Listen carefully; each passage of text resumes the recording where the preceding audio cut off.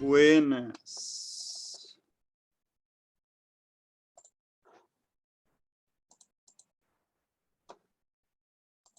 Então, hoje a gente vai falar de Enem. Enem. Ô, Sar, Oi. o que mais cai? Gráfico ou... não sei. Então, a gente vai falar justamente sobre isso. Deus te abençoe. Deixa eu pegar aqui.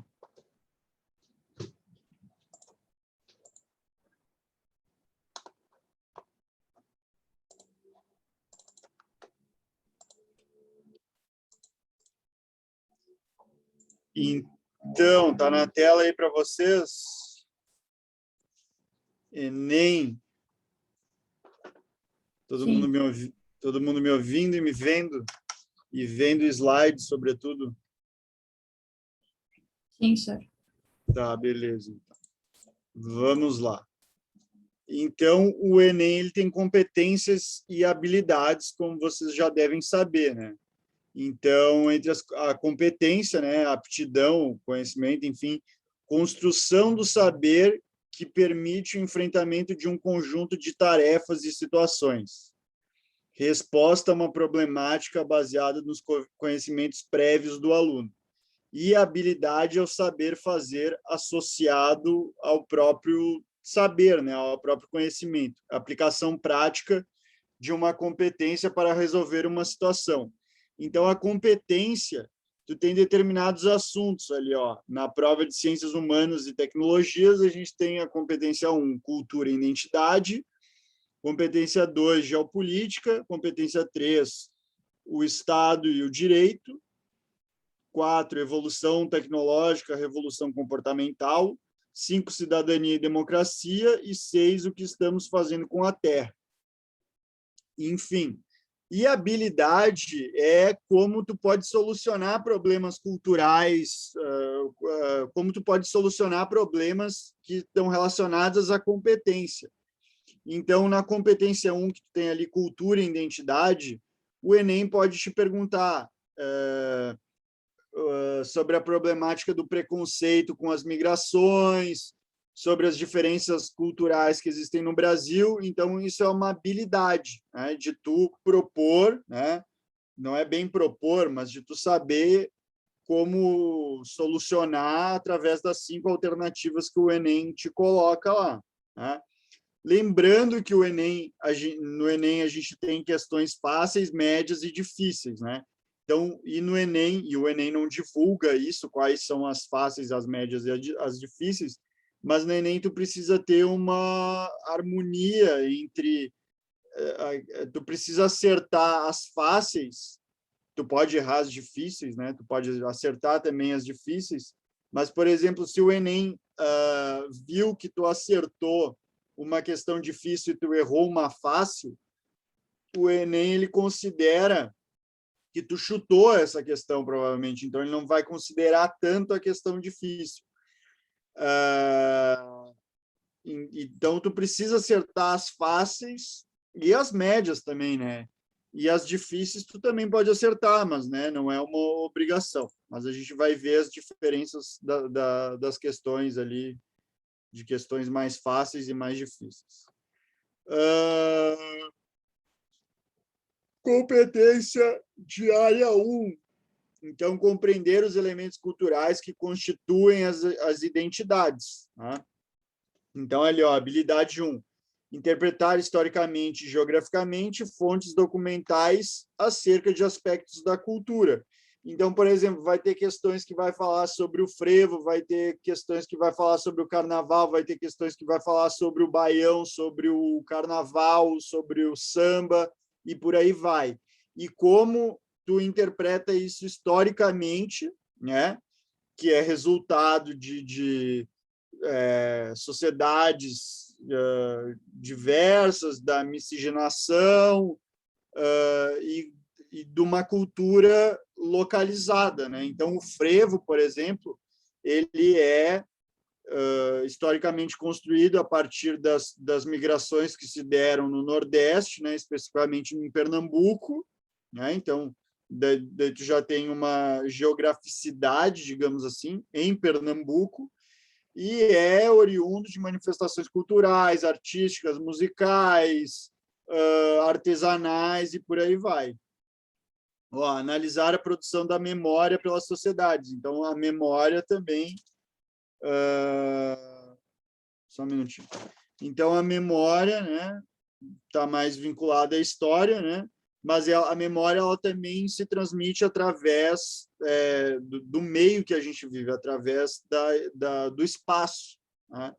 Então, as estátuas, por que tacaram fogo lá na estátua do Borba Gato? Quem foi o Borba Gato, lá em São Paulo? Por que o nome dessa rua aqui é X, não é Y? Associar as manifestações culturais do presente aos processos históricos, né? Então, por exemplo, uma coisa mais próxima da gente, a figura do gaúcho, né? Como que a figura do gaúcho chegou até aqui hoje? Será que é alguma coisa construída, alguma coisa criada, ou é uma coisa orgânica que veio lá do passado, dos indígenas? A gente ainda exalta essa figura do indígena na construção da figura do gaúcho? Muito pouco, né? Enfim. Vocês estão entendendo? Eu não consigo ver a cara, o rosto de vocês, então não dá para saber se vocês estão entendendo ou não. Mas, enfim. Comparar pontos de vista expressos em diferentes fontes sobre determinado aspecto cultural, né? Então, a própria figura do gaúcho, né? Pegando um exemplo próximo da gente. Pô, a figura do gaúcho ela foi construída lá em 1930, né, pelo Barbosa Lessa, tem até um livro dele aqui, Os Gaúchos, Os Gaúchos do Barbosa Lessa e pelo Paixão Cortes, né? Foram dois caras que construíram a figura do gaúcho através da literatura, né? Mas a gente sabe que essa construção da figura do gaúcho não foi assim, né? Ela veio de uma figura indígena e tudo mais, né? Dos migrantes espanhóis, enfim. Identificar as manifestações ou representações da diversidade do patrimônio cultural e artístico em diferentes sociedades. Então, né, uma sociedade ela não é uma coisa unânime, não é uma coisa homogênea, né? Aliás, não é uma coisa homogênea. Ela é multifacetada, né? Então, a migração africana, por exemplo, no Nordeste, ela vai se dar de uma forma, a migração não, né? A escravização no Nordeste ela vai se dar de uma forma e vai surgir determinados aspectos culturais que são propícios do Nordeste. O Sul vai ter outras características, né? Então, identificar as manifestações e representações da diversidade do patrimônio cultural, né? A cultura no Brasil vai se moldar de diferentes moldes, diferentes formas, porque a colonização se deu de diferentes formas no Brasil, né?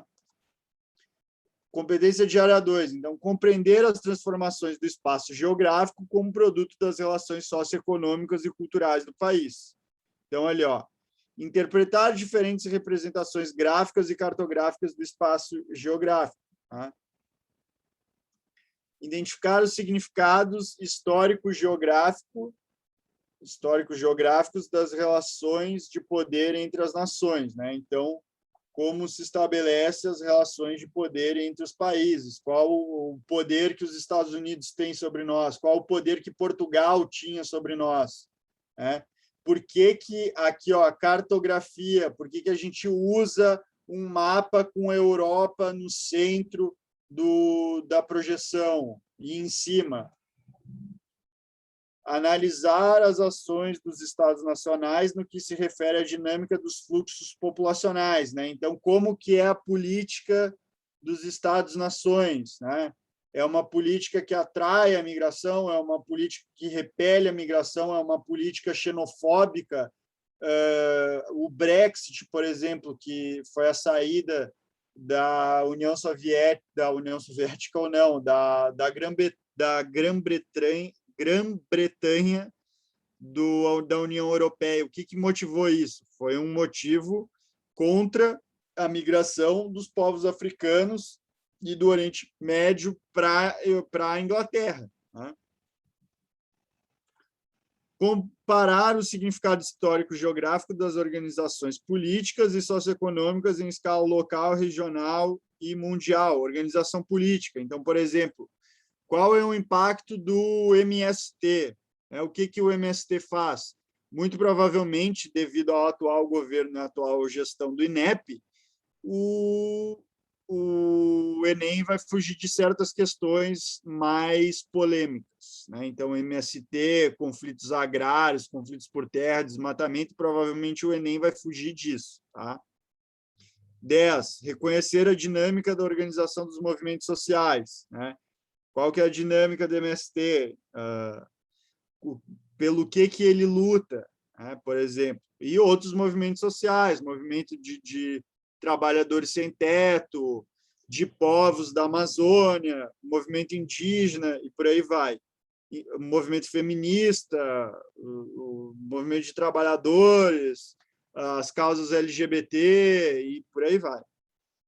E a importância da participação da coletividade nas transformações da realidade histórico-geográfica. Então, como que esses grupos identitários, LGBT, as feministas, o MST e tudo mais, como que eles moldam as transformações que acontecem na realidade histórica, né? Como eles moldam a história que vai ser construída e como eles moldam a geografia também, né?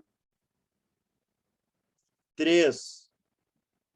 Competência de área 3. Compreender a produção e o papel histórico das instituições sociais, políticas e econômicas associadas aos diferentes grupos, conflitos e movimentos sociais. Então, produção do papel histórico e associados aos diferentes grupos e conflitos e movimentos sociais. Então, como que o MST e o poder legislativo se conflitam, né? Como que o MST conflita com o movimento do agronegócio e o aumento da produção de commodities, né? E, habilidade 11, identificar registros de práticas de grupos sociais no tempo e no espaço, né?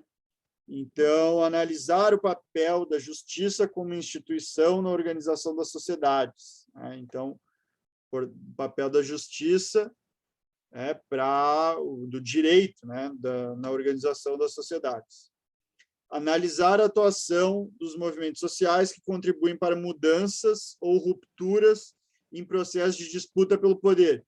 Movimentos sociais aqui não são só movimentos sociais de esquerda, tá? Mas também movimentos de direita, como, por exemplo, as manifestações lá de junho de 2013, que começaram com a passeata lá pelos 20 centavos do ônibus, e daí o MBL, enfim, acabou tomando conta disso, né?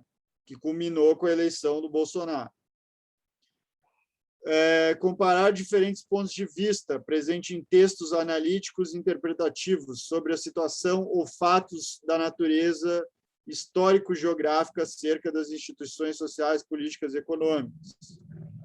Avaliar criticamente conflitos culturais, sociais, políticos, econômicos e ambientais ao longo da história.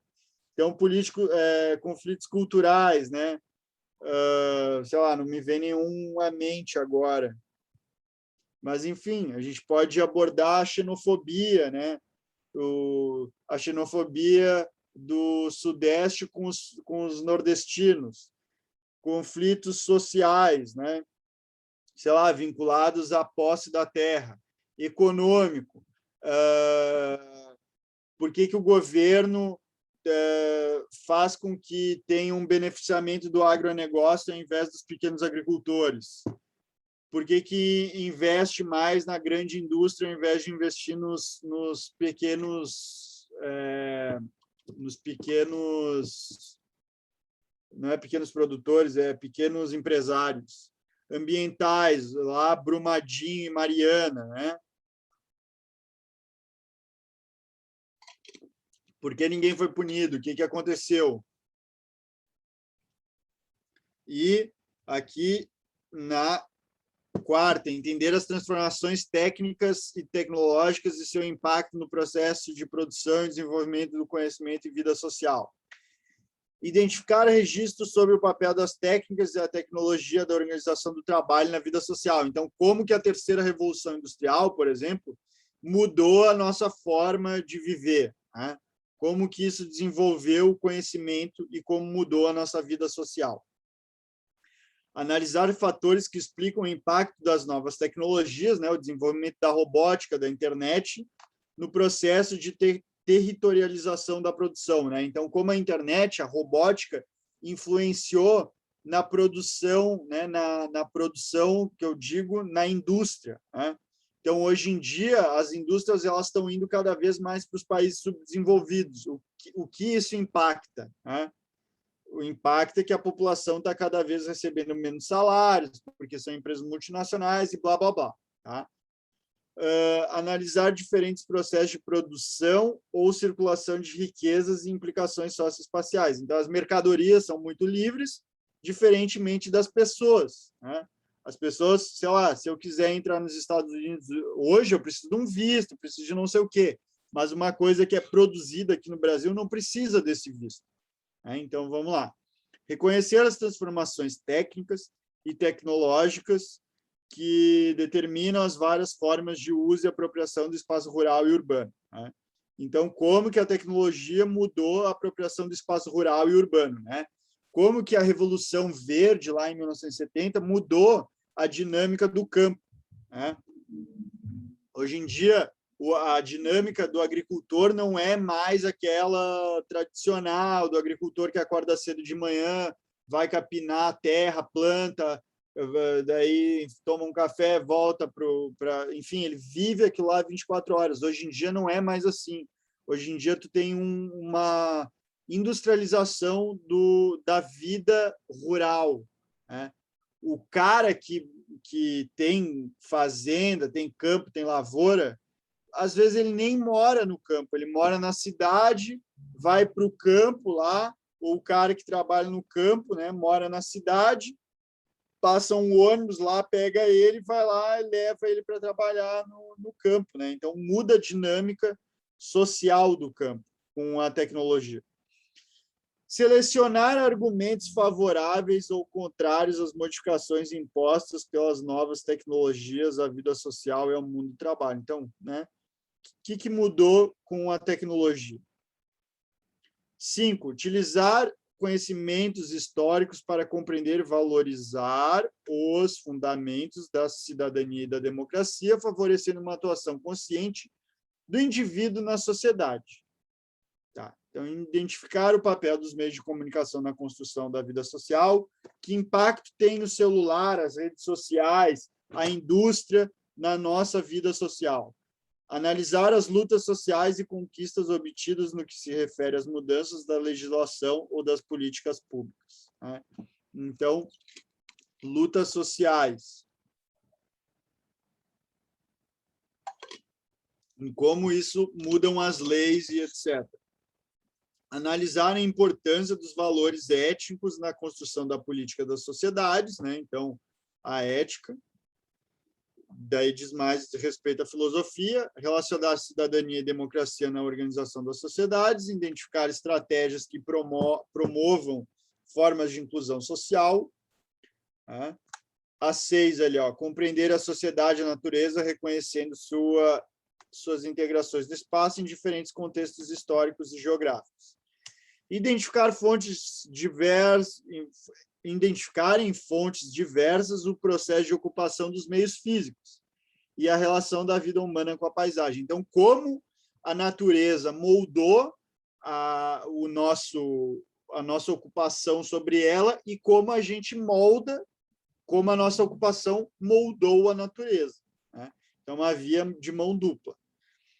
Analisar de maneira crítica as interações da sociedade com o meio físico, levando em consideração o aspecto histórico e geográfico.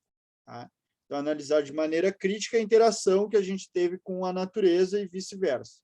Relacionar o uso das tecnologias com os impactos do meio ambiente. Tá? Então, qual o impacto que a construção desse celular tem no meio ambiente, né? Por exemplo, né? Reconhecer a função dos recursos naturais na produção de espaço geográfico, relacionando com as mudanças provocadas pelas ações humanas. Avaliar a relação entre preservação e degradação da vida do planeta em diferentes escalas. Conteúdos que mais caem. Importante dizer aqui, ó, o Enem é uma prova, né? Tu não tem lá geografia, tu não tem história, tu não tem filosofia, tu não tem, tu tem uma mescla disso tudo. Então, o Enem é uma prova interdisciplinar. Tu vai ter conteúdos de geografia relacionados Só um minuto, deixa eu ajeitar o cabo aqui. Deu. Tu vai ter conteúdos de geografia relacionados à filosofia, relacionados à sociologia, tu vai ter conteúdos de sociologia vinculados à história, tu vai ter conteúdos de história relacionados à geografia e vice-versa, né? Tanto que eu estava dando uma aula ontem, e daí eu botei uma questão ali para os alunos e tal, que a gente vai ver agora. E daí eles falaram, tá, senhor, mas isso aqui é sociologia. Daí eu falei, não, isso aqui é geografia. E daí mostrei ali por A mais B, mostrei que o autor era geógrafo, lá, o David Harvey, e daí, é verdade, expliquei o que estava escrito lá, é geografia mesmo, não sei o quê. E, quer dizer, tipo, não que seja geografia ou que seja sociologia, mas é uma mescla dos dois, entendeu? E, além do mais, dentro da própria geografia, o Enem também gosta de interseccionar os conteúdos. Então, ele vai pegar um assunto lá de geografia humana, de demografia, e vai relacionar com clima. Vai pegar um conteúdo lá de, sei lá, fuso horário e vai relacionar com indústria, né? Enfim, então tem essas intersecções nos assuntos, tá? Conteúdos que mais caem na tela de vocês, então. Em geografia humana, ali, ó, questões ambientais, urbanização, globalização, geopolítica, geografia agrária, indústria, demografia, Oriente Médio, América Latina, energia, espaço geográfico. Lembrando que alguns desses conteúdos aqui, eles não são sozinhos na prova, eles estão interseccionados. Então, globalização e geopolítica pode cair na mesma questão, questões ambientais e demografia pode cair na mesma questão, questões ambientais e indústria pode cair na mesma questão, tá? Globalização e América Latina pode cair na mesma questão, globalização e energia pode cair na mesma questão, tá? Urbanização e demografia pode cair na mesma questão, tá? Então, cuidado, o Enem gosta muito de interseccionar os assuntos, tá? Então, às vezes, tu pode dizer que é um assunto, mas também é outro, tá? Uma coisa não exclui a outra. Seguindo, em geografia física, climatologia, cartografia, biogeografia, hidrografia, geomorfologia, solos. Lembrando, o Enem pode relacionar solos com, sei lá, geografia agrária, com geografia, mas que mouse podre, mas caralho, com geografia agrária, pode relacionar solos com América Latina, pode relacionar geomorfologia e geologia com energia, pode relacionar cartografia com globalização, já caiu essas duas relações, da cartografia com a globalização, de como a cartografia, os instrumentos para fazer um mapa, se modernizaram nos últimos tempos, né? E pode utilizar ali também, deixa eu ver o que está escrito aqui, climatologia com questões ambientais, com urbanização, com globalização, né?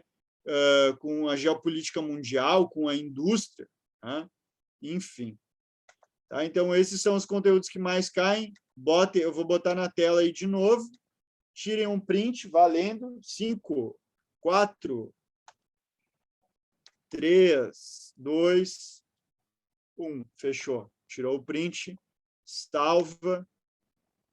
E agora a gente vai fazer questões do Enem. Alguma dúvida a respeito disso aqui? A respeito dos conteúdos que mais caem? Tá tranquilo, senhor. Tá, beleza. Vamos lá, então.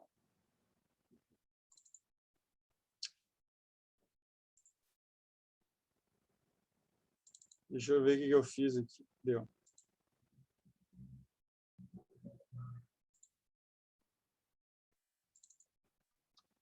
Vocês poderiam me ajudar com os slides?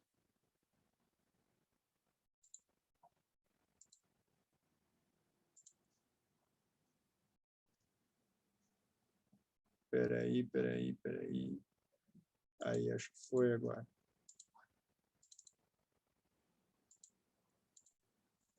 Ninguém vai me ajudar com os slides?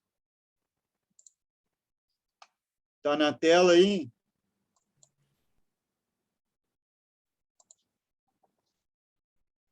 Tá na tela, né?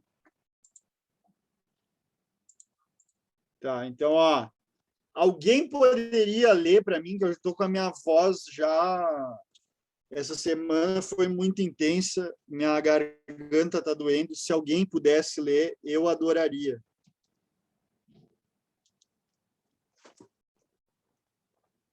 Cada um lê uma. Vamos lá, vamos participar da aula, por favor. Eu posso ler, senhor. Muito obrigado. Por favor, então. Tá. O frevo é uma forma de expressão musical, coreográfica e poética enraizada no Recife e em Olinda, no estado de Pernambuco. O frevo é formado pela grande mescla de gêneros musicais, danças, capoeira e artesanato. É uma das mais ricas expressões da inventividade e capacidade de realização popular na cultura brasileira. Possui a capacidade de promover a criatividade humana e também o respeito à diversidade cultural. No ano de 2012, a Unesco proclamou o frevo como Patrimônio Imaterial da Humanidade. Pai, Muito eu bem. leio... É só o texto? Não, por enquanto tá bom. Ok. Deixa eu só sublinhar. Tá sendo sublinhado aí na tela de vocês? Sim. Tá. Então, olha, ó, esse texto aí, o que que é? Explica o que que é o frevo, né? Que é uma expressão musical que se originou da música, da dança, da capoeira, do artesanato. É uma realização popular, né? Feita pelo povo, baseada na criatividade humana, e fala que o frevo, então, foi considerado um patrimônio histórico da humanidade, um patrimônio imaterial, né? Da humanidade. Então, letra A. Ó, a característica da manifestação cultural descrita justifica a sua condição de patrimônio imaterial da humanidade, é A. Então, ali, ó, letra A. Conversão dos festejos em produto da elite. O frevo virou um produto da elite? Ou é uma realização popular? Realização popular, como está escrito aqui, ó. Realização popular. Virou produto da elite o frevo? Não, né? Expressão. Pô, vocês não querem participar, abrir o microfone, não precisa nem abrir a câmera, só o microfone e falar sim, não. Isso aí já me ajudaria muito, assim, ficaria... Pô, eu até depois da aula, acho que eu sairia aqui chorando da aula, inclusive, de tão emocionado que eu iria ficar. Mas se vocês não quiserem também... Ah, mas daí chat eu tenho que ficar abrindo o chat para ver o que vocês estão falando. Tá, mas tudo bem. Algum dia, né? Enfim, quando a pandemia acabar, vocês respondem presencialmente. Tá. Então, letra B, expressão de sentidos construídos coletivamente. o frevo expressa os sentidos construídos coletivamente através dos musicistas, né, dos músicos, dos dançarinos, dos capoeiristas, dos artesãos, né, aguça a criatividade humana. Então, ele expressa esses sentidos que foram construídos coletivamente por um povo lá no Nordeste, lá em Pernambuco, em Olinda, Recife, sim ou não?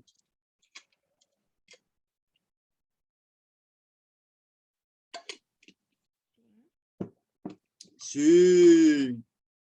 Então, letra B de Bruno. Então, por enquanto, a gente tem a letra B aqui.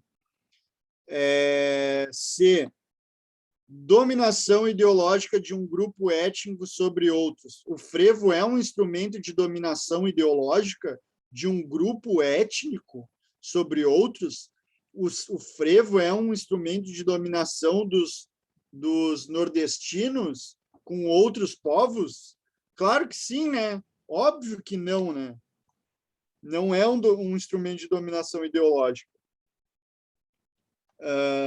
O claro que sim, eu falei brincando, né? Letra D, disseminação turística internacional dos eventos festivos. Tem uma disseminação turística de eventos internacionais relacionados ao frevo, né? Tem uma disseminação de outras culturas, né? Disseminação turística internacional. Não, né? Não está falando de turismo. Está falando que o frevo é um patrimônio imaterial, não está falando de turismo. Identificação de simbologias presentes dos monumentos artísticos, mas também não está falando sobre monumentos artísticos. Está falando, monumento artístico é uma coisa material, o frevo é um patrimônio imaterial, tá? Então, a gente fica com a letra B, de Baê Pachá. Certo? Beleza, senhor. Show, muito obrigado pela participação. Quem está falando? Oi? Quem que está falando? A Júlia. A Júlia. A Júlia ganhou pontos, então eu vou dar uma nota extra no final do ano para a Júlia. Não, mentira, é brincadeira. Mas muito obrigado pela participação, Júlia. Fico imensamente grato. Capaz, Vamos querido. para o próximo.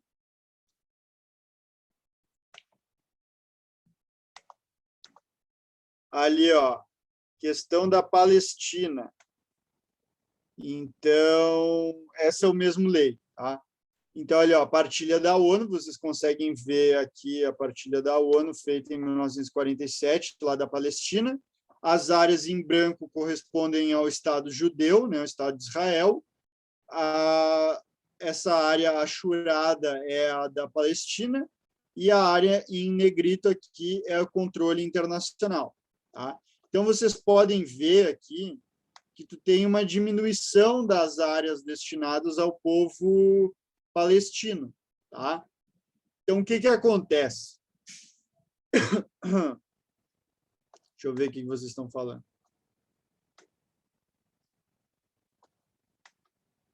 Jean falou, tem a impressão de que a gente fez essas questões em algum simulado. Pode ser que tenham feito. Tá.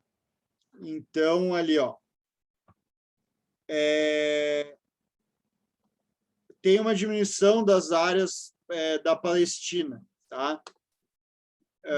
E por que isso acontece? Lá em 1947, quando a ONU fez o Estado de Israel, esse Estado ele ocupou uma área que já era povoada por povos árabes. Tá? O Estado de Israel poderia ter sido em algum outro lugar, né? Inclusive se estudava dele ser em outro lugar, tipo se falava na Sibéria, na Rússia, né? Falava também da Argentina e tinha mais algum outro país que estava estudando, que os judeus estavam estudando para ser o Estado de Israel. Só que daí foi no Oriente Médio mesmo, porque aquela região era do Império Turco-Otomano. O Império Turco-Otomano, depois da Segunda Guerra Mundial, lá em 1928, deixou de existir. Daí aquela área ficou para os ingleses ocuparam aquela área. Daí, em 47, 48, os ingleses falaram: ó, essa área que a gente não quer mais, porque está dando muita treta, está dando muita merda, e a ONU criou o Estado de Israel nessa área. Só que os países árabes do entorno ali, Egito, Líbano, Cisjordânia, por aí vai, essas áreas, os povos árabes investiram militarmente contra Israel, fizeram uma guerra contra Israel que ficou conhecida como a Guerra dos 6 Anos, se eu não me engano. Não, dos 6 anos não, dos 6 dias, ou dos 7 dias, sei lá. E daí, essa guerra, o Israel ganhou a guerra, porque estava muito vinculada com a Europa, com a própria ONU, né, que alimentou o exército de Israel com munição, com armas, etc., treinou o exército de Israel. Os povos árabes perderam, e com isso perderam território. Israel ocupou faixas de fronteira entre esses territórios e falou: ó, a gente tem que ocupar essa faixa aqui, porque é a nossa faixa de segurança. Só que daí, depois disso, Israel ocupou militarmente essas zonas de fronteira e logo em seguida ocupou com população. E a ONU diz que é ilegal tu ocupar com população uma área que está ocupada militarmente. Então, por exemplo, se o Brasil entrar em guerra com o Uruguai, o Brasil vai ocupar ali a divisa com o Uruguai, por exemplo, aquela faixa de fronteira, vai ocupar ali Punta del Diablo e etc., né? E, ok, a ONU permite isso, é permitido que hajam guerras, né? Mas o Brasil não pode levar a sua população para ocupar essa terra que está em conflito. Isso é proibido. E foi o que Israel fez. Então, ela foi uma coisa proibida. Só que daí Israel fala que essa região pode sim ser ocupada pela população, porque é uma área que não tinha controle nenhum, não tinha Estado nenhum, mas, enfim, é tudo história frouxa de Israel. Tá?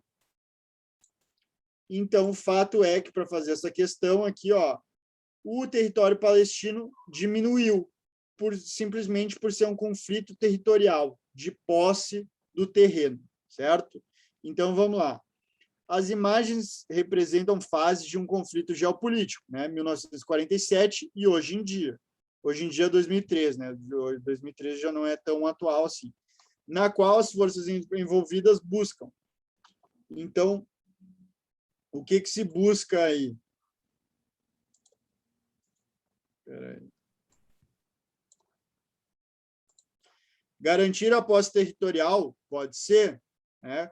Israel quer ter a posse territorial dessas áreas aqui, sobretudo de Jerusalém. Por quê? Porque Jerusalém é o berço de 3 religiões, do cristianismo, né? do judaísmo e do islamismo. Né? Então, Israel quer ter uma área em Jerusalém, e nesse território aqui, por motivos religiosos. Então, letra A, por enquanto. Letra B, promover a conversão religiosa. Então, os israelenses querem, os judeus, né, eles querem transformar os muçulmanos em judeus, e os muçulmanos querem transformar os judeus em muçulmanos, é isso? Não, né? É um conflito pela terra, pela posse de território. Então, letra B não é. Letra C, explorar reservas petrolíferas. Claro, tem petróleo no Oriente Médio, mas esse conflito não é pelas reservas petrolíferas, é um conflito territorial, certo? Letra D, controlar os sítios arqueológicos. Israel está fazendo uma puta de uma guerra contra a Palestina para controlar os sítios arqueológicos, para controlar a escavação de sítios arqueológicos, né, para encontrar ossos, né, de civilizações antigas para controlar. Não, né? Não faz sentido nenhum. Monopolizar o comércio marítimo. Não, né? Jerusalém, que é o foco da disputa entre Palestina e Israel, e a faixa de Gaza aqui, que é nessa área da fronteira com o Egito, não está nem no litoral, né? Tel Aviv está no litoral. Tá? Mas não é para monopolizar o comércio marítimo. Tá?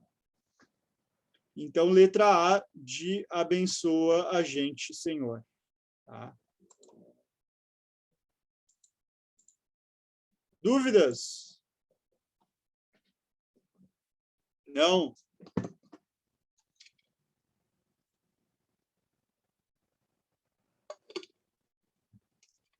Alguém gostaria de ler? Que seria uma questão fácil. Então, aquela primeira, acho que é uma questão média. Essa daqui, por exemplo, é uma questão fácil. Questão com música, geralmente é uma questão fácil.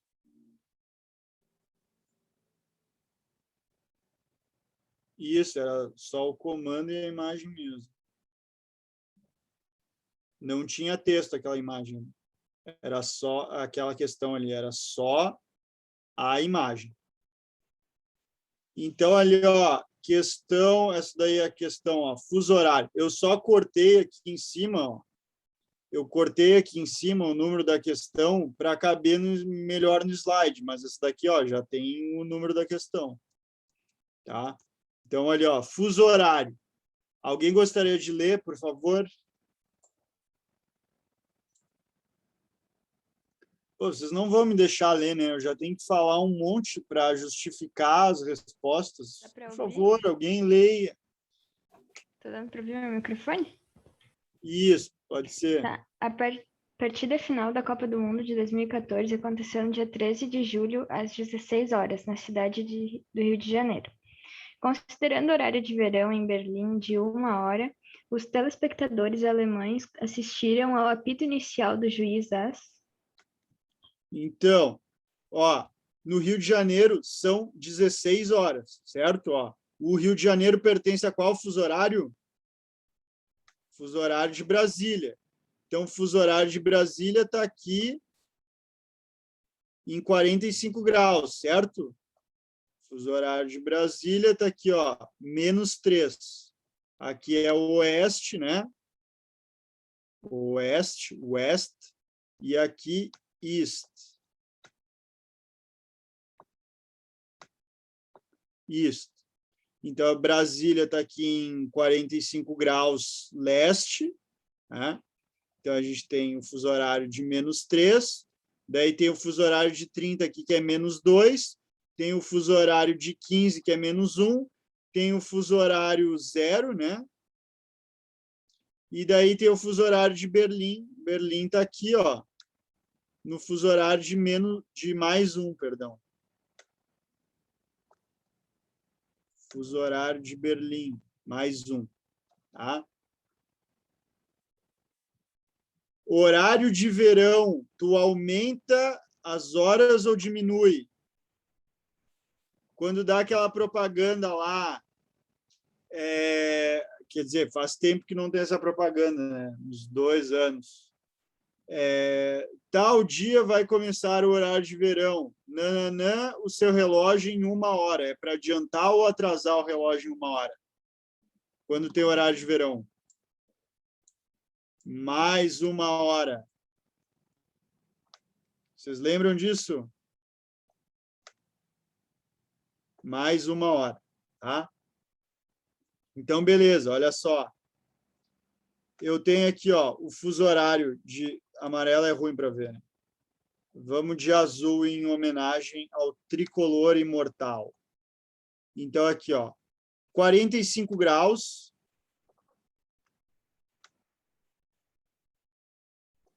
45 graus. 45 graus, né? O fuso horário oficial de Brasília. Daí eu tenho aqui 30 graus.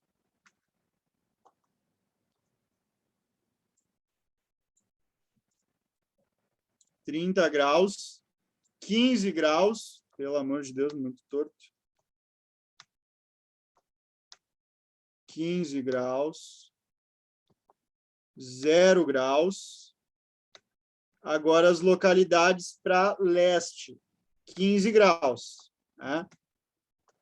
Então, nos extremos aqui, eu tenho o fuso horário oficial do Brasil, que está a cidade do Rio de Janeiro, 45 graus, né? E Berlim, que está a 15 graus leste, certo? Que hora é aqui em 45 graus? Que hora é? 16. Vamos botar aqui, ó, 16. Para leste, horas a mais ou a menos? A mais. A mais. Então, em 30 graus vai ser que hora? 17. 17. Em 15? 18. 18. Em 0 graus? 19. 19. Em 15? Daí vai ser 21. Por causa do horário vai de verão. Não, calma. 20 horas, né? Só que daí tem o lance do fuso horário aqui. Em Berlim tem o fuso horário, tem o horário de verão, perdão. Esse aqui é o fuso horário. 16, 17, 18, 19, 20. Tá? Eu não escrevi aqui no 30 e no 0 porque é ruim de escrever com o mouse aqui. Mas, enfim. Então, tem o horário de verão aqui em Berlim. Então, eu adiciono mais 1 hora. Por causa que a questão especifica que tem horário de verão. Então, vão ser, ó, os telespectadores alemães assistirão ao apito inicial do juiz às 21 horas, segundo o horário oficial de Berlim, lá da Alemanha, sei lá, às 21 horas. Cuidado com o pega-ratão da letra D aqui, tá? Tu vai fazer na prece isso aqui, ó, 16, 17, 18, 19, 20. Dá 20 horas, letra D, acertei. Não. Lembra do horário de verão, tá? Por favor. Tá? Dúvidas, angústias, lamentações, objeções? Não? Dole uma. Vendido. Então, para a próxima. Aí, alguém gostaria de ler? Pode ser? Por favor, então. Produto do fim da Guerra Fria, a Convenção sobre a Proibição das Armas Químicas marcou um momento novo das relações internacionais no campo da segurança. Aberta para assinaturas em Paris, em janeiro de 1993, após cerca de 2 décadas de negociações na Conferência do Desarmamento em Gênebra, a CPAQ entrou em vigor em abril de 1997. Ao abrir a primeira Conferência dos Estados Partes na CPAQ, em Haia, o secretário-geral da ONU, Kofi Annan, descreveu o evento como um momentoso ato de paz. Disse: "O que vocês fizeram com sua livre vontade foi anunciar a essa e a todas as futuras gerações que as armas químicas são instrumentos que nenhum Estado com algum respeito por si mesmo e nenhum povo com algum senso de dignidade usaria em conflitos domésticos ou internacionais. O que a Convenção representou para o cenário geopolítico mundial." Tá. Leitor? Peraí, o resto eu leio. Muito obrigado.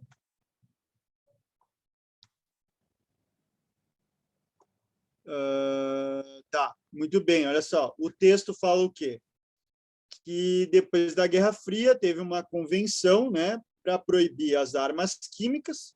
Foi um momento novo, né, nas relações internacionais, onde os países lá assinaram essas negociações, nessa conferência que aconteceu lá em Haia, e foi um momento de paz entre os países e tal, porque eles falam que nenhum país deve ter armas químicas, né? Arma química, o que que é? Arma nuclear, né? Então, tudo bem, tu pode ter arma, fuzil, bazuca, metralhadora, pode. Quer matar as pessoas, tu pode matar, mas não através de uma arma química, porque isso daí só fode o mundo inteiro, né? Então, tá, beleza. O que a convenção representou para o cenário geopolítico mundial? Então, o que representou? Letra A. Representou o esgotamento dos pactos bélicos? Representou o esgotamento dos pactos bélicos? Claro que não, foi uma convenção aqui, ó. Convenção. Uma convenção não é um pacto, de certa forma? Né? Então, não foi o esgotamento de um pacto, tá? Foi justamente a afirmação de um pacto. Letra B, restrição dos complexos industriais militares. Pode ser, por quê? Porque quem que faz essas bombas químicas? São esses complexos industriais militares. Tu proibindo a utilização das armas químicas em conflitos internacionais, tu vai restringir o uso e a criação, né, desses complexos militares. Então, por enquanto, a gente tem a letra B aqui, ó. Mas vamos ver as outras. Enfraquecimento dos blocos políticos regionais. Os blocos políticos regionais foram enfraquecidos. O Mercosul, por exemplo, foi enfraquecido com esse bloco. A zona do euro, como é que é o nome? A zona do euro, o mercado lá da Europa, esqueci o nome, zona do euro. Porra, velho, não é zona do euro. Esqueci o nome do bloco. Euro.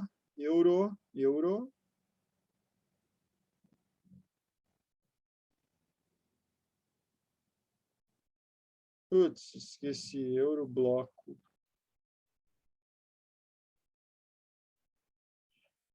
Esqueci. Tá, enfim. Tá, então a restrição, tá. Enfraquecimento dos blocos políticos regionais. Então, os blocos regionais, eles foram extintos, eles acabaram com essa criação dessa lei que proíbe a utilização de bombas nucleares, de armas químicas. Não, né? O Mercosul está muito bem, a zona do euro lá está muito bem, União Europeia, lembrei, União Europeia. A União Europeia está muito bem, o NAFTA está muito bem. A única coisa que mudou foi que, né, não se pode criar armas nucleares, mas, de fato, os blocos políticos regionais ainda estão muito bem, obrigado. Cerceamento às agências de inteligência estatal. Por exemplo, está falando alguma coisa da CIA, por exemplo, da KGB, agências de inteligência que os governos utilizam, de espionagem, etc. Não, né? Fala exclusivamente de armas nucleares, de armas químicas. Tá? Então, letra D, não. Desestabilização das empresas produtoras de munição. Munição, ó. As empresas que fazem munição, bala para fuzil, para revólver, para, sei lá, para espingarda, metralhadora, ainda vão continuar produzindo, porque o que foi proibido foram as armas nucleares e não as armas num todo. Então, a letra E não pode ser. Então, a gente tem a letra B. Essa já é uma questão mais difícil. Tá? Certo? Dúvidas? Dúvidas? Dole uma. Vendido para a moça de chapéu. Próximo.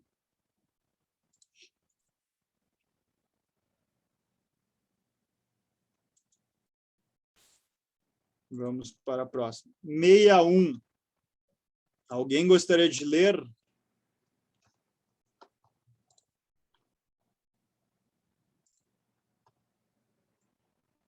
Vai. Uma ação. Pode repetir a letra D na anterior? Posso. Letra D. Cerceamento às agências de inteligência estatal. Então, o que é uma agência de inteligência estatal? É tipo a CIA, a KGB. Aqui no Brasil, a gente tem lá... eu nem lembro o nome mas ela é comandada pelo general Augusto Heleno, lá, a Agência de Inteligência Brasileira, alguma coisa assim.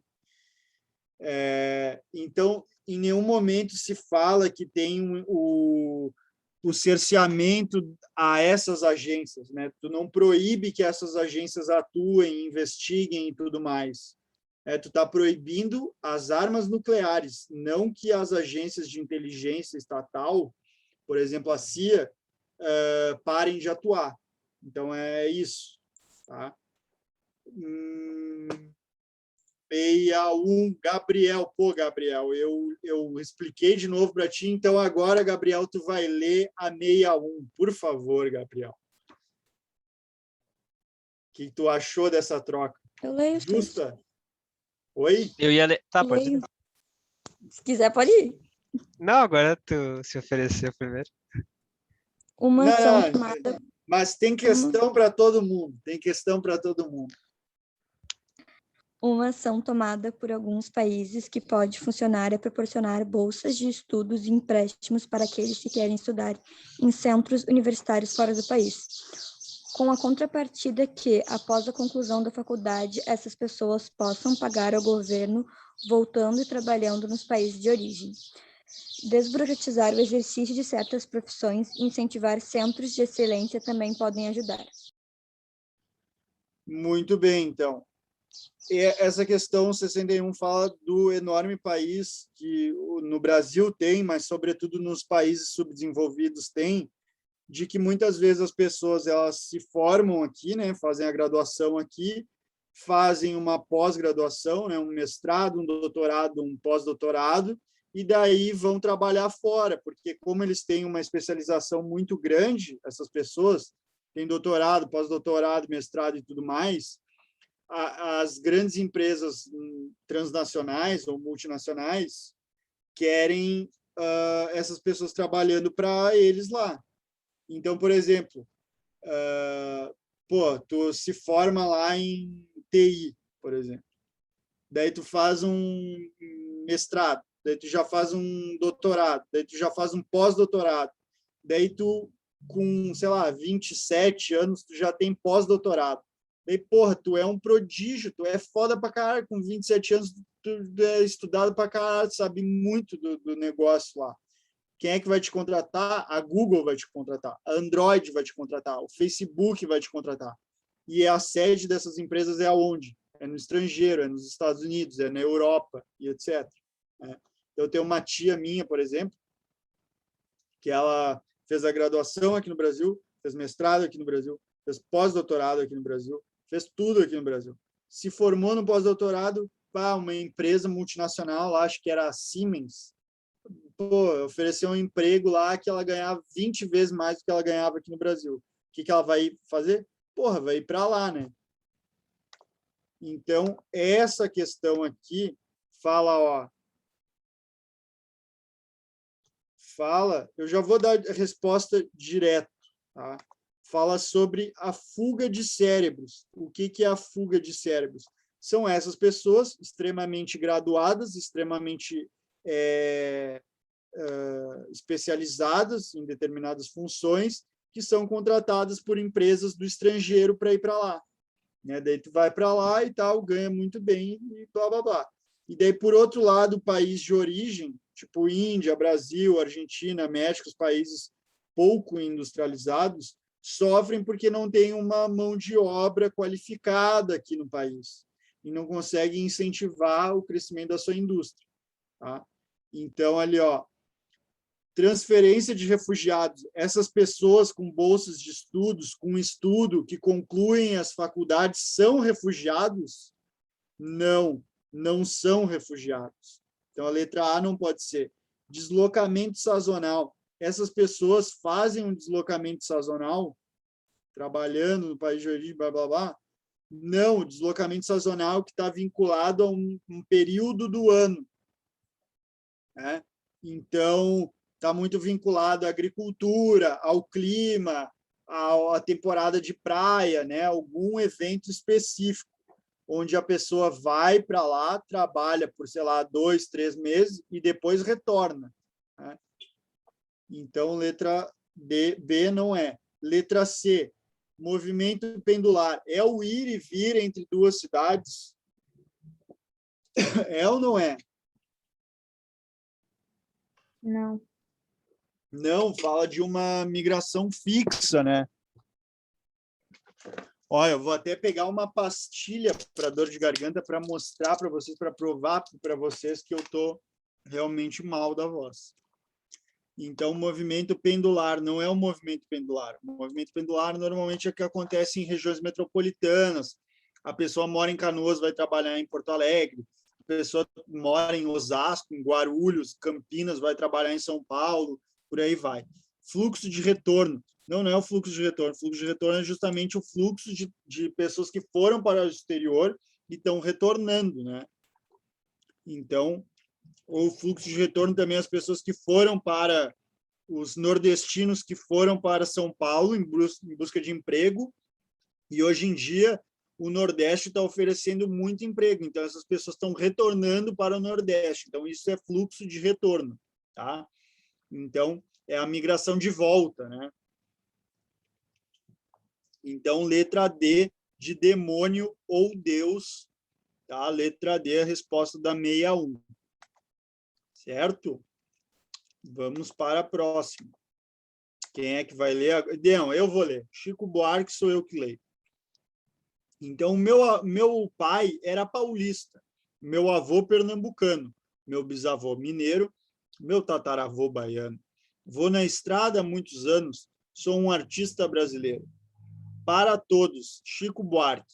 Então, olha só a história que o Chico Buarque está contando para a gente. Ó, vou fazer de rosa. O tataravô do cara, do Chico Buarque, era baiano.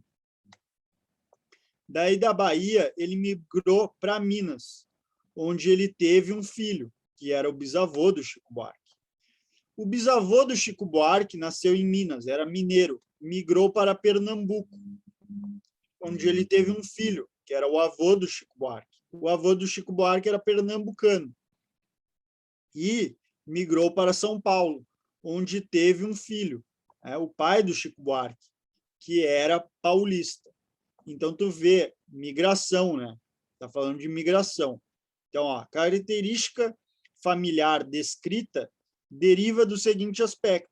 Então, pô, é um lá que nasceu num estado, o outro nasceu no outro estado, o outro nasceu no outro estado e o outro nasceu no outro estado, né?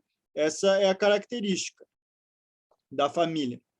Então, a característica familiar descrita deriva do seguinte aspecto. Migração interna é uma migração que acontece dentro do Brasil? Sim. Então, já vamos botar a letra A aqui. Tu pode simplesmente assinalar essa e ir para a próxima se tu tem certeza. Mas vamos ver as outras. Letra B, população relativa. Fala sobre população relativa, essa questão? Fala sobre a quantidade de habitantes numa determinada área? Não, né? Fala de habitantes por quilômetro quadrado? Não fala. Então, letra B não é. Letra C, expectativa de vida. Está falando da expectativa de vida, quantos anos o tataravô viveu, quantos anos o bisavô viveu, o avô, o pai, ele. Não está falando sobre expectativa de vida. Está falando sobre migração, né? Taxa de mortalidade. Está falando de quantas pessoas morrem a cada 1.000 habitantes, se o bisavô dele, o tataravô dele foi vítima de algum crime, se morreu de causas naturais. Não fala. Então, letra D não é. Índice de fecundidade. Está falando o número médio de filhos que uma mulher tem em idade reprodutiva? Não está falando, até porque não fala quantos irmãos o Chico Buarque teve, não fala quantos irmãos o pai dele teve, não fala quantos irmãos o avô dele teve, e assim sucessivamente. Então, não pode ser a letra E. Letra A, de abençoa a gente. Tá? Dúvidas? Angústias? Lamentações? Objeções? Não? Essa é uma questão fácil. Próximo. Alguém gostaria de ler?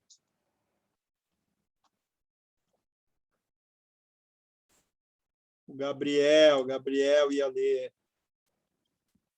Quer que eu leia? Quero. Dá para ouvir? Dá.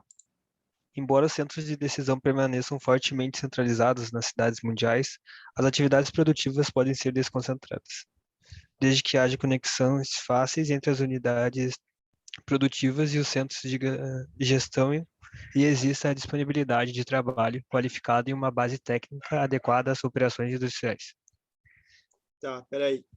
Peraí que tu leu muito rápido, mas tá ótimo. Muito obrigado.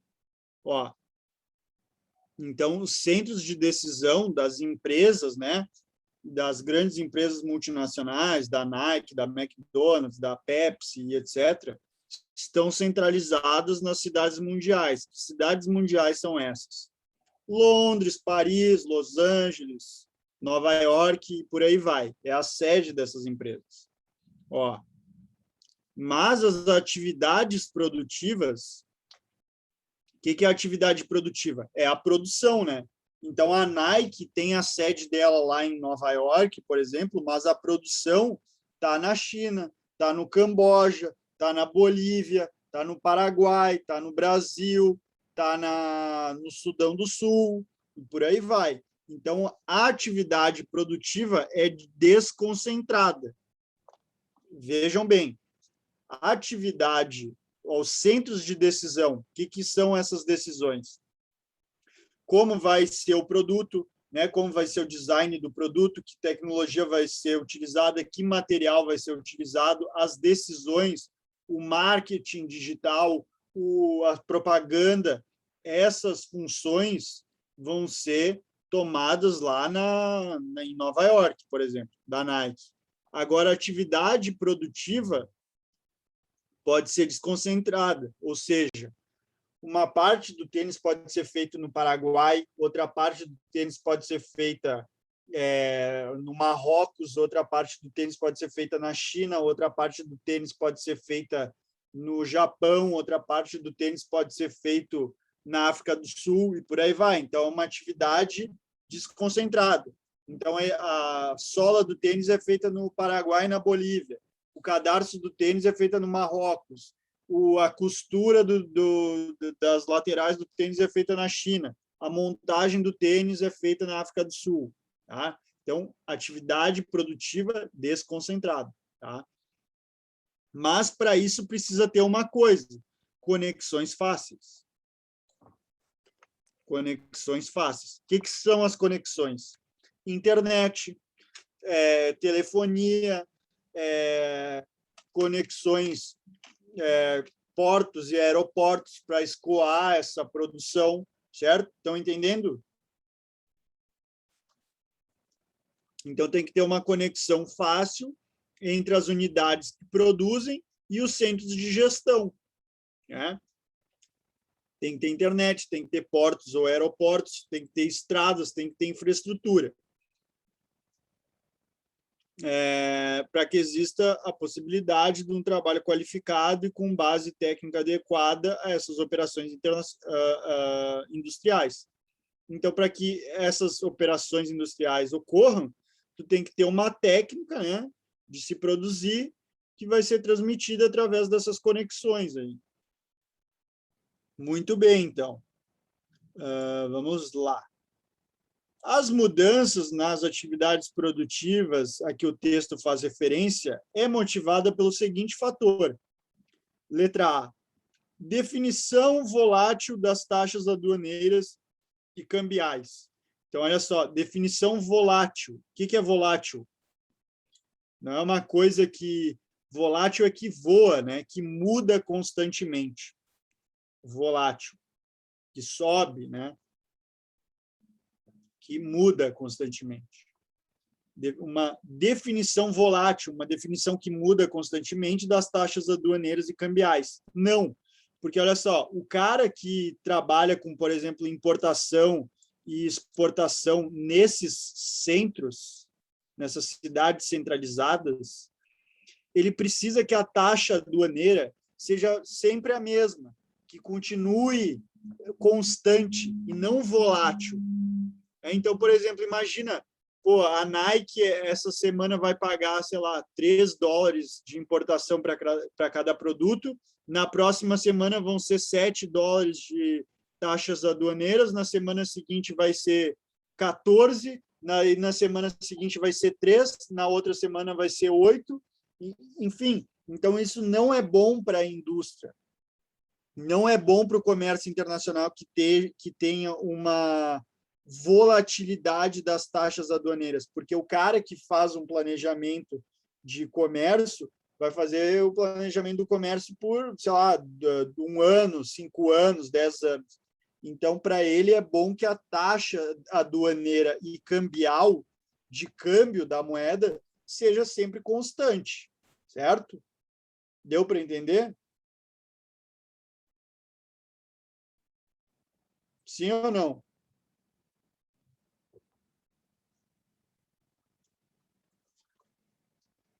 Sim ou não? Sim. Muito bem. Tá. Então, precisa ser constante a taxa.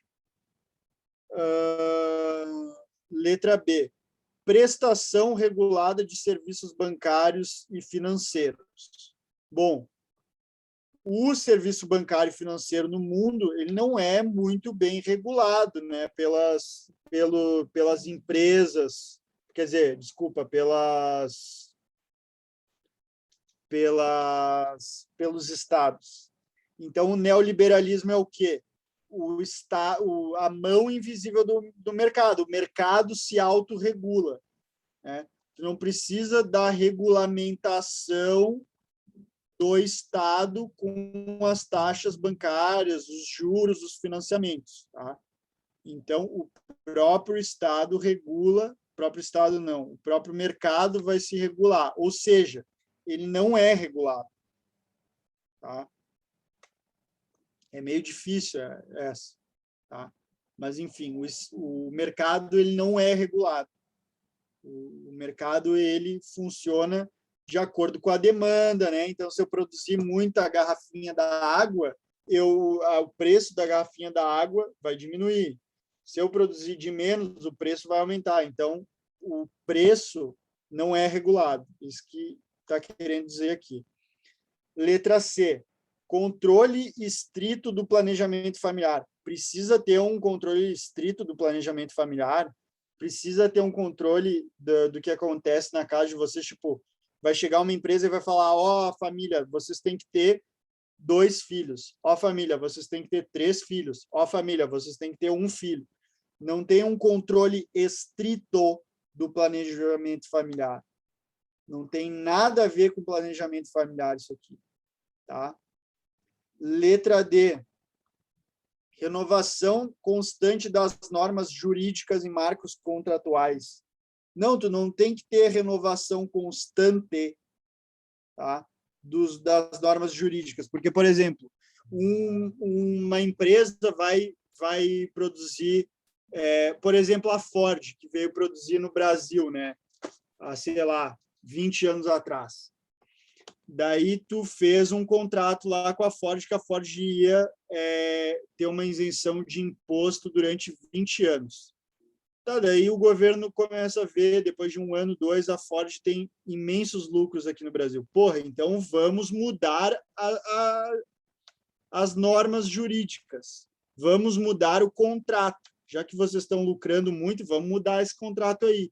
Agora vocês têm que pagar 10% de imposto para nós. Não, né? Tu não tem que ter a renovação dos contratos.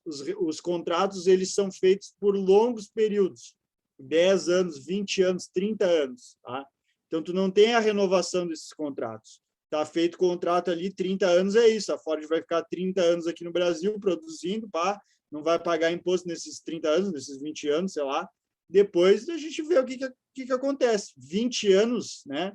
Tu não tem, nesses 20 anos, tu não teve renovação ou os contratos não foram revistos, tá? Então, não é a letra D, não é a letra C aqui também, como eu já falei. Ó, letra E, oferta suficiente de infraestrutura logística. O que é infraestrutura logística?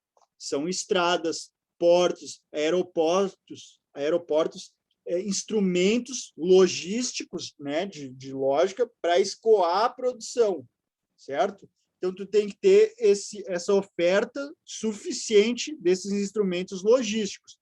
Tu tem que ter uma quantidade suficiente de portos no país, tu tem que ter uma quantidade suficiente de aeroportos no país, de internet, de estradas para escoar a produção, e por aí vai, certo?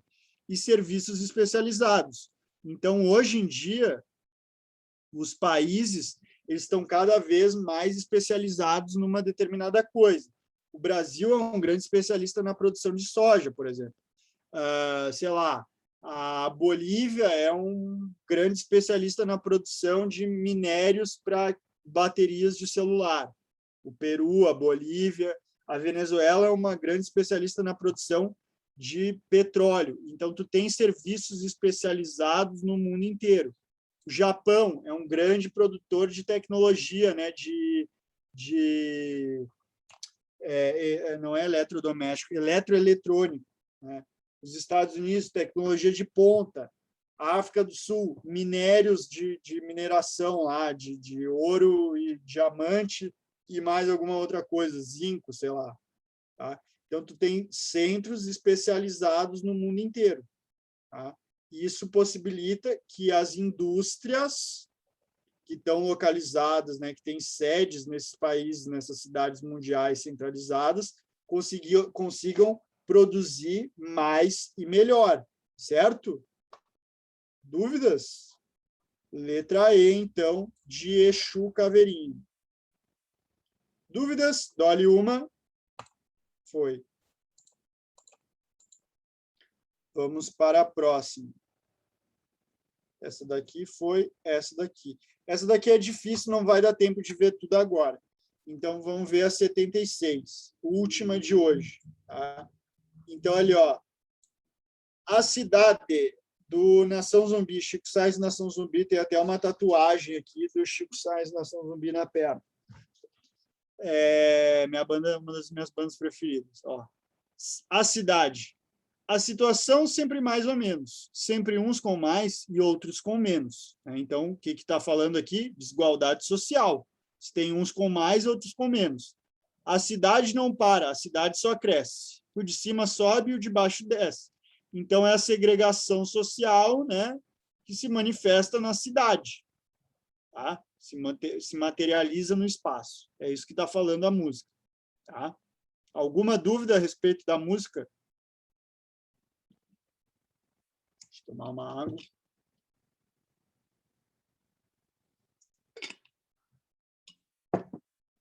Beleza, então. A letra da canção do início dos anos 90 destaca uma questão presente nos centros urbanos brasileiros que se refere ao...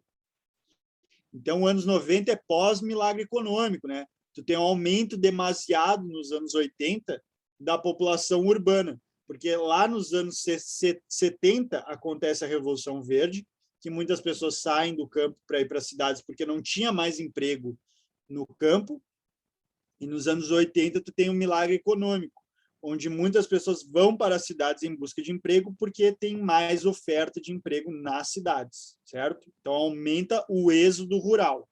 Tá? A letra da canção do início dos anos 90 destaca uma questão presente nos centros urbanos brasileiros que se refere ao déficit do transporte público. É isso que a questão está falando? De fato, no Brasil tem deficiência do transporte público. Mas é isso que a letra está falando? Não, não é, né? Em nenhum momento fala de ônibus, de metrô, de trem. Estagnação do setor terciário. Não, o setor terciário não está estagnado. É o comércio e serviços. Hoje em dia, sei lá, 80% da população brasileira trabalha no setor terciário. Ou trabalha no comércio, ou, né, no comércio, vendendo alguma coisa, etc., ou trabalha nos serviços, oferecendo um serviço, ou é professor, dentista, funcionário público, médico, advogado, oferece um serviço, né? Enfim. Doméstica, pedreiro, cobrador de ônibus, por aí vai. Tá? Então, não tem estagnação do setor terciário. Letra C, controle das taxas de natalidade. A letra está falando de ter um controle das taxas de natalidade, que a Filó e o seu José têm que ter menos filhos e por aí vai? Não, né? Então, não é a letra C. Letra D, elevação dos índices de criminalidade. Em algum momento aqui falou de criminalidade? Também não, né? Então, não é a letra D. Letra E, desigualdade da distribuição de renda. Claro, desigualdade da distribuição de renda, porque é a situação sempre mais ou menos, sempre uns com mais, outros com menos, com mais e com menos o quê? Com dinheiro, com renda. Uns com mais renda, outros com menos renda. A cidade não para, a cidade só cresce. O de cima sobe, o de baixo desce. O pobre cada vez fica mais pobre, para citar outra banda lá, como é que era? O El Chan. O pobre cada vez fica mais pobre. O rico cada vez fica mais rico. O motivo todo mundo já conhece, o de cima sobe, o de baixo desce. Tá? Então, letra E de Exu Caveirinha, letra E para escrachar todos os concorrentes no Enem. Tá? Semana que vem a gente acaba de ver a prova. E é isso aí, se cuidem. Se tiverem alguma dúvida, estou aí. Se não, bom almoço para vocês, bom final de semana. Estudem que falta pouco para o Enem. Até mais. Tchau, Adiós. senhor. Valeu. Valeu, eu que agradeço. Até mais. Falou.